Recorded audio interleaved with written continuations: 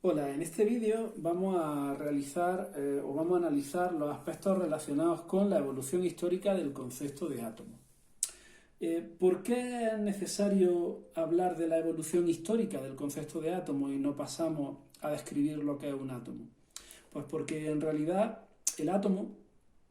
es una realidad muy compleja que forma parte de la materia, es la estructura básica fundamental de la materia, forma parte de todo lo que nos rodea. Nosotros estamos formados por átomos, pero no podemos verlos. Son partículas tan pequeñas que no podemos aislarlas, no podemos contemplarlas, y eso hace que su estudio, incluso su propia existencia, sea algo no inmediato, ¿no? Sea algo que ha requerido la evolución a lo largo de los tiempos para poder llegar a la conclusión de que los átomos existen y de que los átomos son de una forma determinada. Entonces, para entender por qué decimos que los átomos son de una determinada forma, tenemos que realizar una pequeña evolución, una breve evolución muy simplificada del concepto de átomo que se ha tenido a lo largo de la historia. Las primeras ideas sobre los átomos aparecen en la antigua Grecia ya en el año 450, aproximadamente en el año 450 a.C., eh, por el filósofo griego Demócrito, el principal exponente de la teoría atomista. Recoge ideas de sus maestros, pero en general es el reconocido como principal exponente de la teoría atomista, que además es el que da el nombre al concepto de átomo, porque átomo en griego significa indivisible. Para Demócrito, los átomos estaban formados, o sea, la materia estaba formada por átomos que eran partículas indivisibles que formaban parte de la estructura de la materia. Sin embargo, ya en estos tiempos había otras teorías que intentaban explicar la materia que eran contrarias o eran opuestas a esta teoría de los átomos indivisibles, como la teoría continuista defendida en especial por filósofos como Platón y su discípulo Aristóteles. Son los padres de la filosofía occidental actual. Y estos filósofos mantenían que la materia estaba formada por 4 elementos: tierra, aire, agua y fuego, y que la materia se podía dividir de forma continua. No por mucho que dividiéramos la materia íbamos a conseguir aislar unas partículas más pequeñas que la formaran, que era lo que decía la teoría atomista, sino que esta teoría decía que la materia se podía dividir de forma continua y por tanto recibía el nombre de la teoría continuista. Teoría continuista de la materia. Bien, en esta época estas dos teorías eran las que estaban en contraposición. Sin embargo, como las ideas de Platón y Aristóteles fueron fundamentales para el desarrollo de las formas de pensamiento que tendrían lugar dominantes en los siguientes años, al menos en la filosofía occidental, estas ideas sobre la materia fueron las ideas que tuvieron relevancia hasta que en 1808 Dalton, digo que en 1808 John Dalton establece la primera teoría atómica que está basada en evidencia científica. A partir de los resultados obtenidos en sus experimentos, experimentos químicos, Dalton comprueba que hay unas sustancias que pueden descomponerse en otras sustancias más sencillas, hasta que se llega a unas sustancias que ya no pueden descomponerse en otras más sencillas. Y además esas sustancias muy sencillas se obtienen a partir de diferentes tipos de compuestos, a partir de otras sustancias. Entonces él establece que esas partículas están formadas por átomos y que esos átomos son partículas que para él son esferas compactas e indivisibles. Según la teoría atómica de Dalton, un átomo es una esfera compacta e indivisible, y hay átomos de distintos elementos y todos los átomos de cada elemento son exactamente iguales. Posteriormente ya se vería que esto no es exactamente cierto, pero Dalton en 1808 mantiene esta teoría. ¿Qué es lo que ocurre? Pues lo que ocurre es que en años posteriores, a finales del siglo XIX, hay un auge fuerte con la experimentación, en especial con la electricidad, y se hacen experimentos en tubos de descarga con gases y se descubren los rayos catódicos.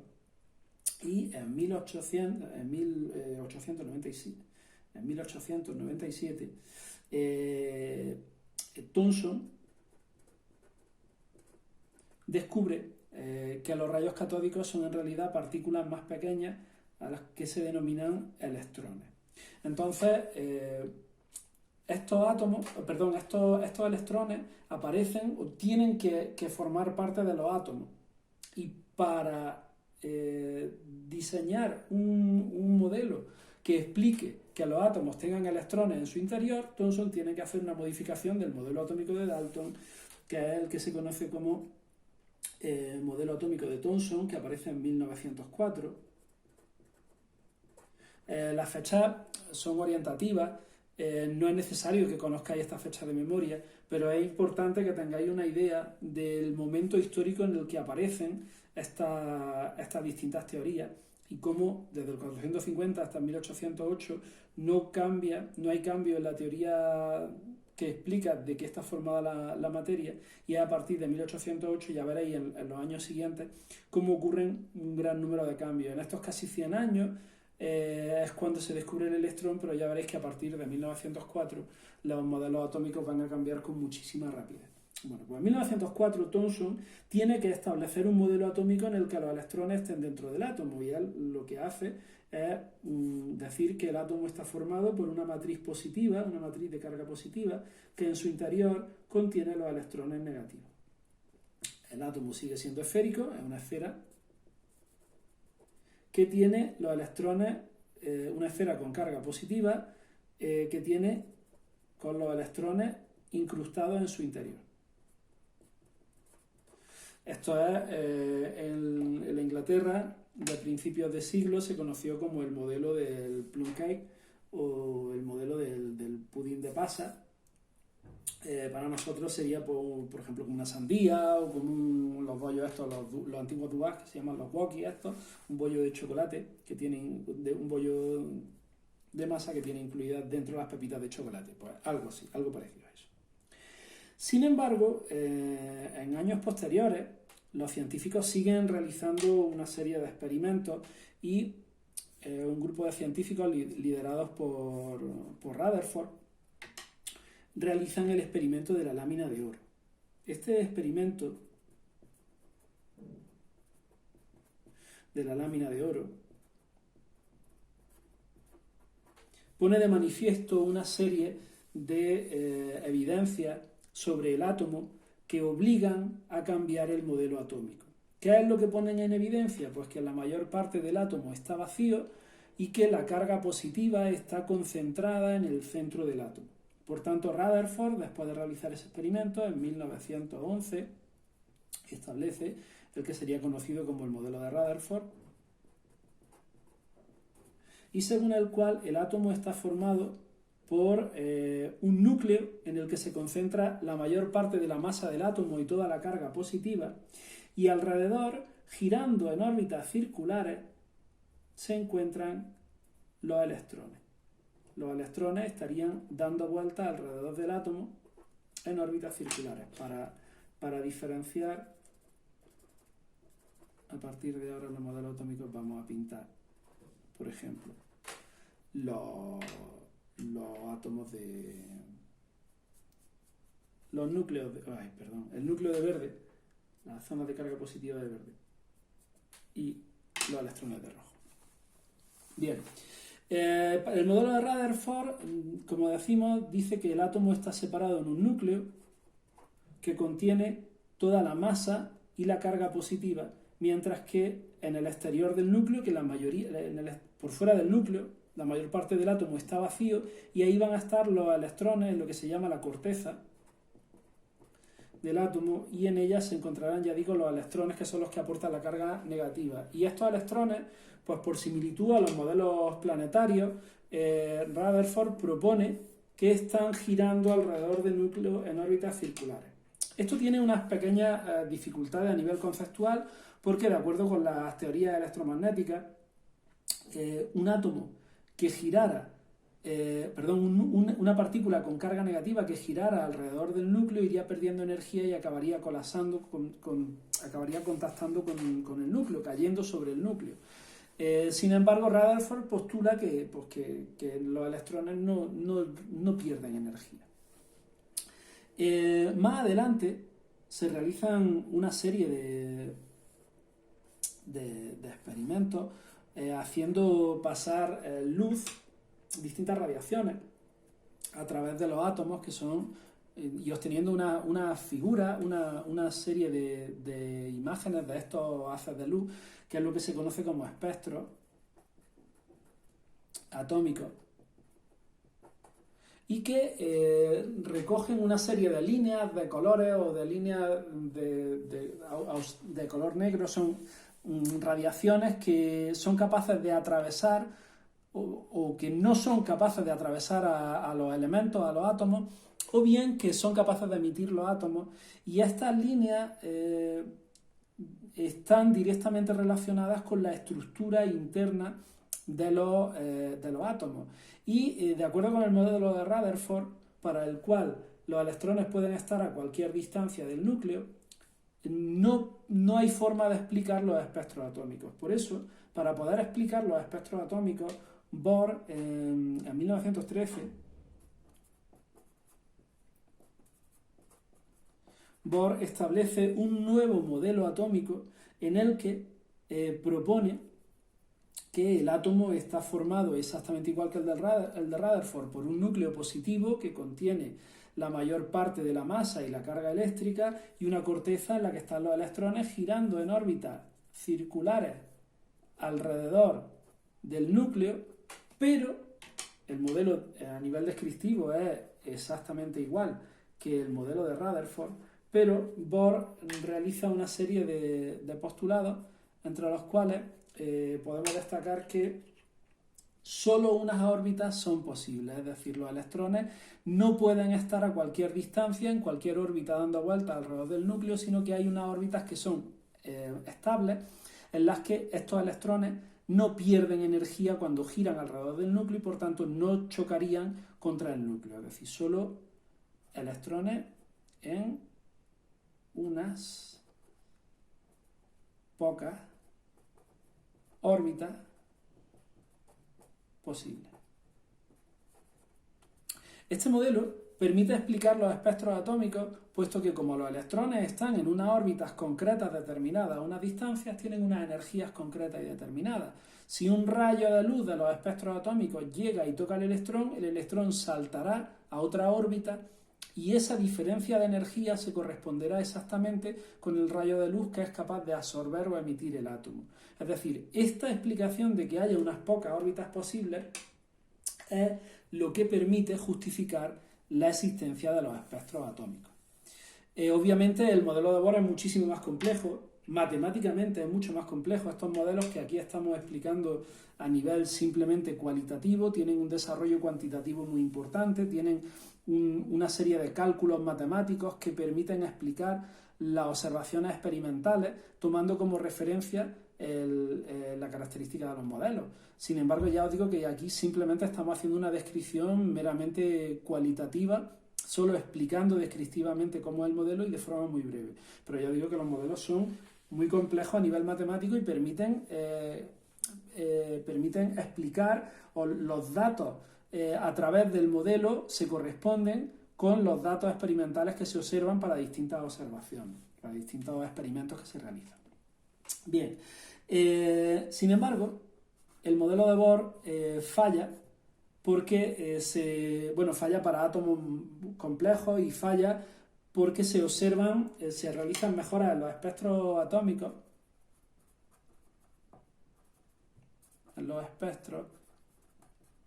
y se observan desdoblamientos de las rayas, es decir, hay varias rayas de los espectros que se convierten en... algunas rayas de los espectros que se convierten en varias rayas diferentes, se llaman dobletes, tripletes, en general multipletes,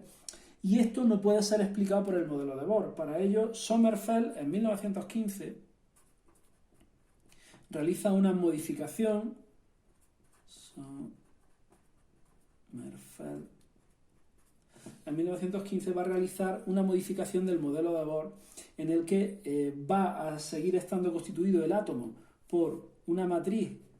que contiene la mayoría de la masa y la carga positiva en el núcleo. Sin embargo, los electrones van a estar dando vueltas en órbitas que pueden ser circulares o pueden ser elípticas, y en función de la distancia de la órbita, del tamaño de la órbita y de la excentricidad de la órbita, lo elíptica que sea, pues habrá distintos niveles de energía en los que se encuentran los átomos, y podremos encontrar distintas órbitas con la misma forma pero distintas orientaciones, y esto sería lo que se correspondería con las distintas rayas de la misma energía que hay en los espectros, de energías muy parecidas que hay en los espectros. Por tanto, la modificación que establece Sommerfeld sobre el modelo de Bohr es que las órbitas pueden ser elípticas.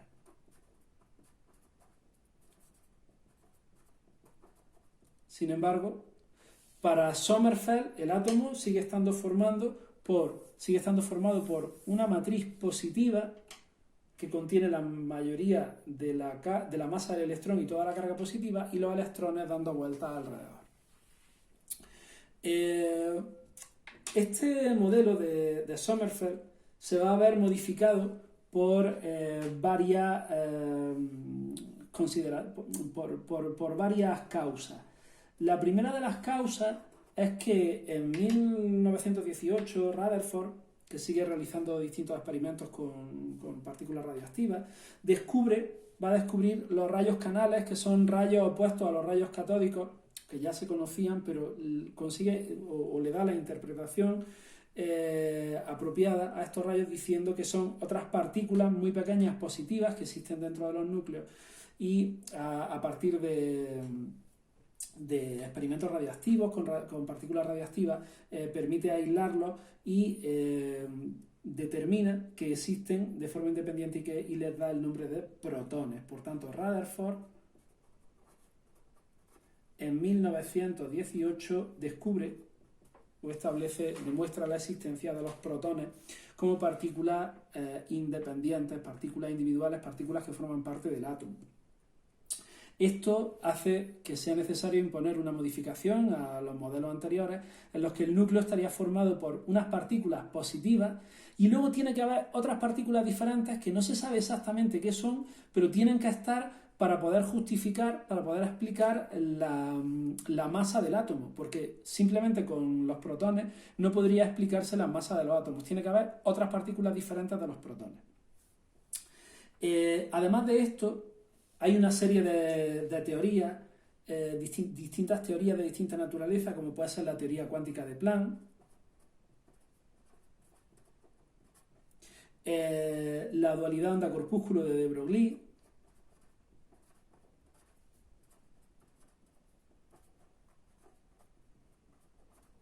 y el principio de incertidumbre de Heisenberg,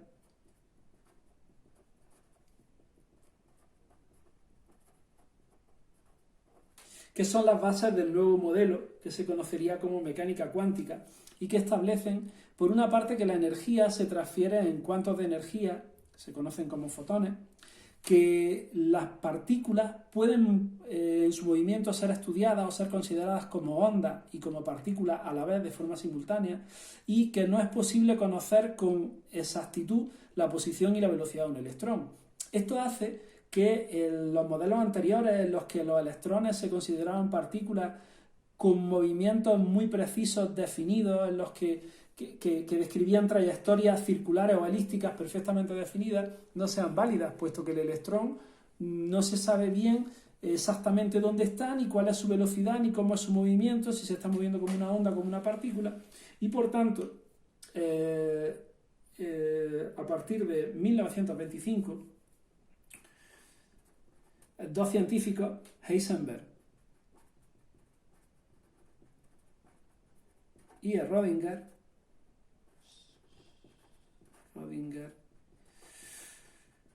establecen a partir de dos procesos de razonamiento totalmente diferentes, mecánica de matrices o mecánica ondulatoria, llegan a conclusiones parecidas que permiten explicar cómo sería la estructura de los átomos y de acuerdo con estas teorías el átomo estaría formado por un núcleo que estaría formado a su vez por una serie de partículas, unas de ellas positivas y otras sin carga, otras partículas neutras que no tendrían carga, y en el exterior se encontrarían los electrones, pero los electrones no podemos decir que estén girando en órbitas circulares o en órbitas elípticas, sino que los electrones se van a encontrar en unos estados que a través de las ecuaciones de la interpretación de las ecuaciones de onda de Rödinger se definen como orbitales atómicos. Los orbitales atómicos, bueno, los electrones, perdón, un rotulador negro, los electrones se encuentran en orbitales. Es decir, los electrones ya no giran en órbitas, sino que se encuentran en unas regiones del espacio que se conocen como los orbitales atómicos y que son las regiones donde es máxima la probabilidad de encontrar a los electrones. Esto sería fruto de interpretaciones posteriores de las ecuaciones de onda de Rödinger, pero en definitiva el modelo de la mecánica cuántica, que es el modelo que actualmente aceptamos para los átomos, lo que nos dice es que los átomos están formados por un núcleo en el que existen unas partículas positivas que se llaman protones y unas partículas neutras que posteriormente en 1932 descubriría un científico, un físico llamado Chadwick, descubriría los neutrones. Por tanto, para nosotros los átomos están formados por un núcleo en el que se encuentran las partículas positivas y las partículas neutras, protones y neutrones, que están unidos entre sí a través de unas fuerzas muy intensas que son conocidas como fuerza nuclear fuerte, pero están unidos entre sí. Y luego, en el exterior del átomo, en lo que se conoce como la corteza, aceptamos la nomenclatura de Rutherford, en la corteza del átomo, se encontrarían los electrones que no sabemos exactamente cómo están ni dónde están, pero que hay unas regiones del espacio que se conocen con el nombre de orbitales en las que es máxima la probabilidad de encontrarlos. Por tanto, los electrones no sabemos exactamente que van a estar ahí, pero deberían estar en una zona alrededor del átomo que se conocen como orbitales. Y por tanto,